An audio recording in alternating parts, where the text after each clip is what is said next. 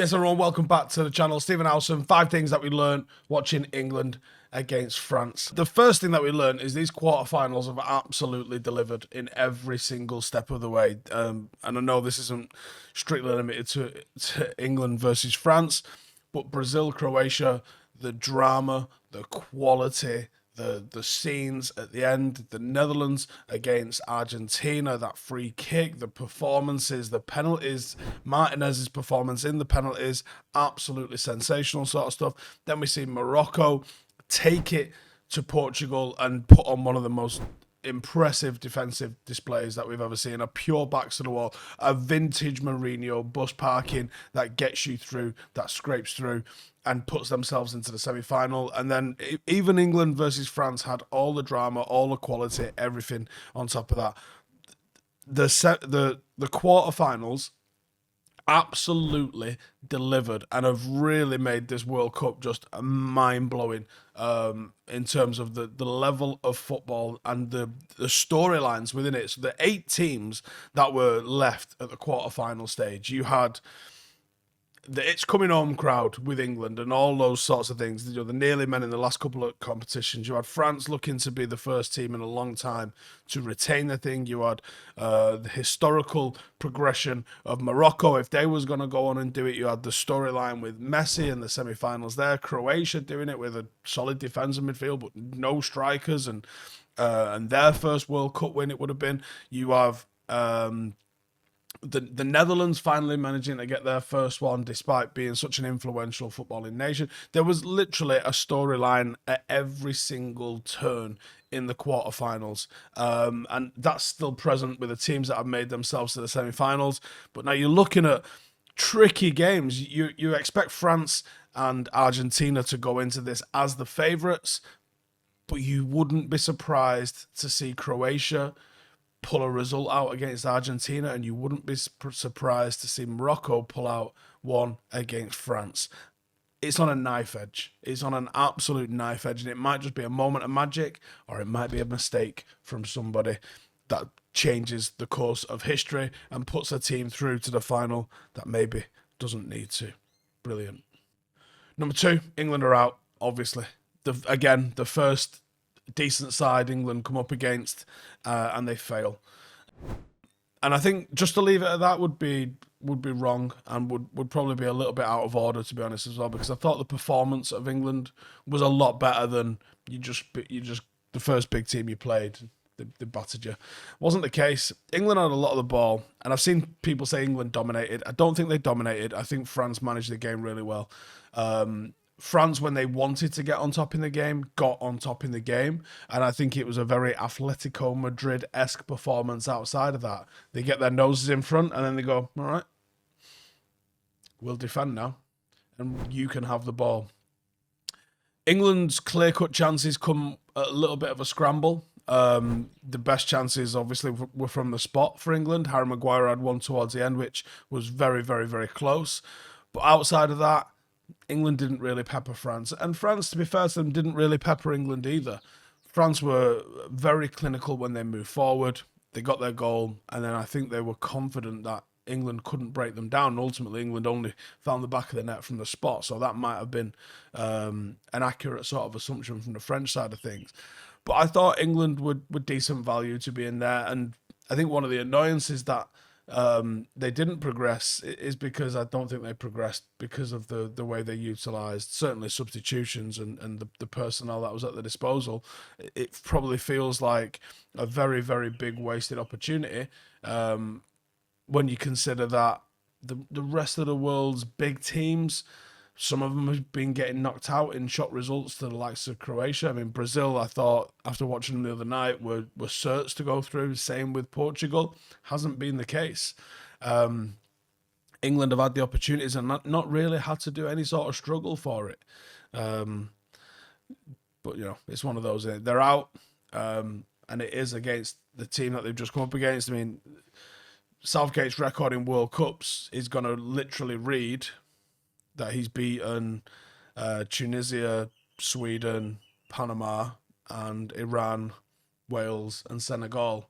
And I've got people telling me that that's an incredible achievement, and I can't agree. Number 3, France are lethal. I thought France were fantastic. I think they had 5 shots on target. Pickford pulled a few out for them. Probably didn't have any right to save some of the ones that he saved. And actually, I don't think any England player had a bad performance. Actually, I thought they were all pretty solid. I see a lot of people giving Harry Kane stick for missing a penalty. Should he have scored it? Well, yeah. You know, statistically, you're going to score 80% of your penalties. Harry Kane's probably right in that with that miss. So, not a massively dingy one, but I want to talk about Antoine Griezmann a little bit. For me, he's the best player in the tournament right now, and the performances have been consistent. And I think because of the star factor of Mbappe and the goals have been coming from other people, no one's really talking about him. I think that he's created 15 chances, I think, so far in the World Cup. He got 2 assists. He was picking up the ball in pockets of space. I thought Luke Shaw and Harry Maguire were struggling in the first half when Luke Shaw was getting tight to Dembele. It was clearly the tactical decision that they'd made. And because they were getting tight to Dembele and Dembele was standing right on the touchline when he was doing it, that drags Luke Shaw out into a position where he perhaps doesn't want to be. Griezmann was going close to him within 1-touch pass distance from Dembele, and then he was being able to run off the back of Luke Shaw. And England were fortunate that nothing more came from that, but the movement and the positioning that Griezmann was picking up was absolutely sensational. I think he put 5 crosses in. I think he had 5 through balls. He was just masterful. And when you consider that he's basically not been allowed to play this season domestically, the level of performance Griezmann's putting in, I'm just enjoying watching him play. And I can't wait to see how he takes it on in the semi-final. Jude Bellingham at the World Cup for England, most duels won, most tackles made, most possession won, most take-ons completed, 1 goal, 1 assist. Literally like a Brian Robson-esque style showing from Jude Bellingham. You can name your price for him. I have no idea where he's going to go. I would love him at Manchester United. I think he, like we've been saying, there's not really a midfield in the world that doesn't take him, that doesn't get improved by him. I think he's been a player that's come into the World Cup. Probably a little bit of expectation. I think a lot of the British media didn't really know too much about him. There's still a little bit of looking down the nose at places like the Bundesliga and Dortmund for whatever reason. But Jude's come and delivered at this tournament. And you've got to give him some respect for doing that. And it's going to be an interesting career trajectory from here. His reputation has probably been enhanced the most in the England team. But there's a few that haven't really gone down either, I would say. From a player's perspective, not bad from England. It's the manager that needs to have a look in the mirror, I think. And let's do that one. Number 5, Gareth Southgate. Those who watched the preview know I was clamouring for a 3-5-2. And there was a dual reason for that. I thought 3-5-2 would really suit what England needed to achieve in the game. The first thing you need to achieve is you need to make sure you're defensively stable to be able to deal with Mbappe. You don't just put Kyle Walker on and go, he's quick, he'll keep up with him, because there's knock-on effects to what you're going to do. England perhaps weren't as potent as they could have been in attack because they didn't have that outlet down that right-hand side, because Kyle Walker was clipped a little bit to be able to deal with Mbappe, and that's why you go to a back 3. You completely eliminate any attacking requirement out of Kyle Walker, and you're just there now in case Mbappe hits you on the transition, which was a relevant and realistic threat. But also, you putting him in the right-hand side of a back 3 means if they break on the left-hand side, he can actually get over there and deal with that as well. Playing a back 3 also allows you to bring in the likes of Trippier or even Trent. And then you've got an attacking outlet on that side as well. And you've got something that can deliver from crosses and from free kicks, or even shoot from free kicks. And if you play a 2, you don't need to worry about whatever balance you were looking for. And you could have played Marcus Rashford in the exact same manner that Harry Kane and Heung-min Son link up for Spurs, which is, I think, the most deadly partnership in terms of how many goals and assists they've created for each other in Premier League history. So why you wouldn't do that, I don't know. And people will go, well, England had their chances in the game, therefore Gareth Southgate didn't get anything wrong. That's not the case. The first goal comes from how England was set up on the transition from that, in my opinion. The second goal, I'm not going to dig Harry Maguire out too bad for that one. He loses his man, and I think he loses his man because he's not scanning, he's not aware. One of the benefits of doing the show with Rio is some of the gems that you can be able to pick up from him. And I actually watched England-Brazil in full the other night to... Rio said he got rinsed by R9, so I thought, well, let me watch the game and let me try and get some ammunition, because I don't remember R9 having a massive game against England in 2002. So let me go watch it and let me see what I can see. I actually don't see anything that Rio does wrong in that game. I actually can't even pinpoint the bit where R9 does anything that would make Rio... He goes, oh, we played against R9, he made me realise there was levels to it. I actually can't find what he's talking about in that. But what I did notice is Rio practicing what he preaches. And one of the things, I think this was off camera, I think. He might have mentioned it on Vibe with 5 in the past, but I'm pretty sure this was off camera. One of the fundamental things of defending is, as a ball is being crossed in, you have to get yourself in the right shape. You have to face the ball. You cannot face your goal. You cannot defend the goal by facing the goal. And there's a few times that the ball's coming in from wide areas, from Cafu, Roberto Carlos, Rivaldo, and this is the sort of side that England team lost to. And Rio's doing exactly what he preached, where he's got his arm out, he's almost touching the attacker that's in front of him, so he can feel when that person moves, and he's looking at the ball. And he's got ball, man, and he's doing that in between them. Harry Maguire doesn't do that. And like I said, I'm not going to dig him out too much, because I thought he had a pretty solid game outside of that. But these are the margins. Those little bits of magic or those single mistakes are the reasons why teams win and lose tournaments at the highest level.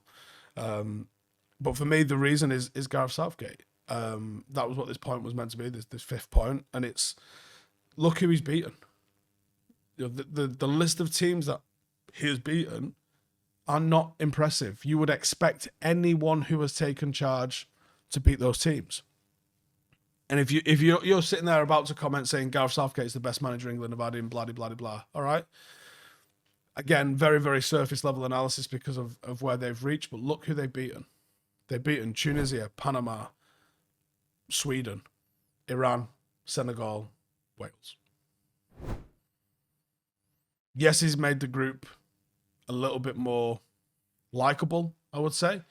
Yes, he's changed the atmosphere in a way that the England players seem happy to play for England, which is something that wasn't around in other eras.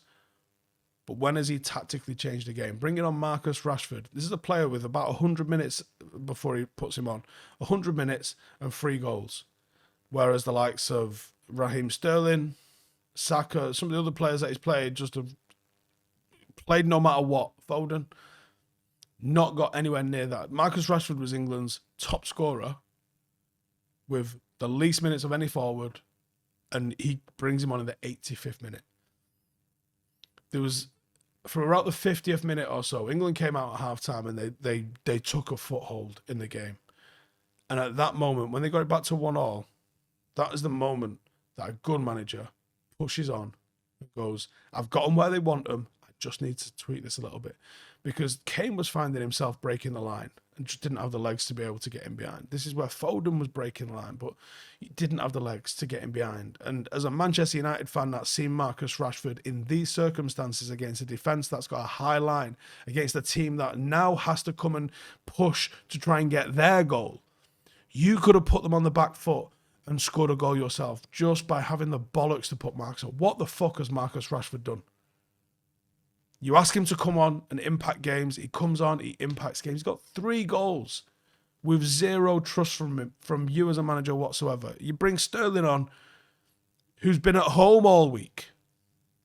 Make that make fucking sense. Sterling's been at home all week. He's in shite form for club. He's in shite form for country.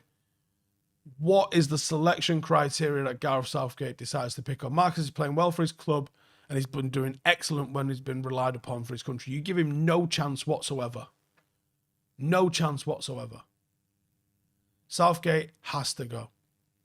Because the opportunity for England, I would say every nation at the moment, France missing half its players, Argentina, you've got the end of Messi, who's still been incredible, but that team doesn't quite have the sort of power of even like the 98 Argentina side. Brazil's not quite, it's very, very good, but it's not quite the highest level we've ever seen from Brazil. There was an opportunity for England to do some bits here. And I think the only reason that they didn't is the manager. I think the manager has held back the team with poor selection and poor tactics. And for all the people that I say that I see constantly trying to put Gareth Southgate and Ole Gunnar Solskjaer on a same pedestal. One, Ole Gunnar Solskjaer has won things as manager. Two, he got back-to-back finishes, coming second and third in the Premier League, right? It's not a cup competition where you literally get to win 3 games and find yourself in a semi-final. It doesn't work like that, right? What Ole did at Manchester United, he put together unbeaten runs that had never been seen before. Southgate's not done that. He put together more 5-0 or more scorelines than we'd seen under the previous groups of managers, with perhaps the worst team that United had had in 30 years. Southgate's not done that. We saw him tactically change games where they were the underdog, be fluid with his formations, and get the job done when the pressure was on. Go into PSG needing a win in the manner that we did, in the pressure moments that we did. Solskjaer delivered. Go into the Etihad and delivering victories against Pep Guardiola, more so than any other manager, certainly at the Etihad, in less games. Solskjaer did that. The only thing that you can put them on is that they're both maybe a little bit nice, and they're both probably more man managers than they are, out and out coaches and tacticians, right? You cannot tell me they are the same. This is a man that had a 30% win rate in the Premier League and as a manager. I find it absolutely laughable and almost insulting that people would try and compare them. And people go, well, who else could England get? Who else could England get? It is the highest paid national job in the world. He's on about 100 grand a week for what is essentially a part-time job. Who could you get? Literally anybody. Now, if you're talking just English, if you want it to just be an English manager, admittedly, there's not a lot of great English managers out there at the moment. And the ones that are working, the likes of Potter, who I think would be very good for it, and Eddie Howe, he ain't going to leave the project that he's overseeing at Newcastle, where he's doing a great job. Those two guys aren't going to get it. They're not going to want to take it. They're probably very happy where they are. Potter maybe not as much, but still pretty new in the job, so I don't think he's going to be leaving anytime soon. But why not have a foreign manager? You want the best person for the job. There's loads of people out there that would do bits with this England. Can you imagine what Bielsa would do with this England side? Are you fucking mad? Might need to learn English. But Bielsa would be a fucking madness for it. Even Pochettino, who I don't think could have took the United job because I think it's too big for him, I think he could have done bits with this England side. He knows how to get the best out of Harry Kane. He's worked with some of these players before. Could he have got them over the line? I think he had a better chance of doing it than Gareth Southgate. Certainly an improvement on Gareth Southgate, even if he's not the best manager in the world. And I still wouldn't have him at United. But there you go. 5 things we learned, and probably a little bit more in there as well. Anyway, make sure to subscribe. We've got another vlog coming out later today. Stick around for that. See you in the next one. Laters. Hey, thank you for watching the video. If you are new around these parts, then don't forget to subscribe. My channel is proudly supported by my community on Patreon. If you'd like to get a little bit of extra content, a Discord group, meetups, five-a-side games, weekly podcasts, behind the scenes, and even an occasional bit of transfer news as and when I get it, then for the price of a pint, you can show your appreciation for the content that we make and get some goodies for doing so as well. Check the link in the description or click the button right here. You'll also find all of my socials here too if you want to follow me on any of those platforms. Nice one.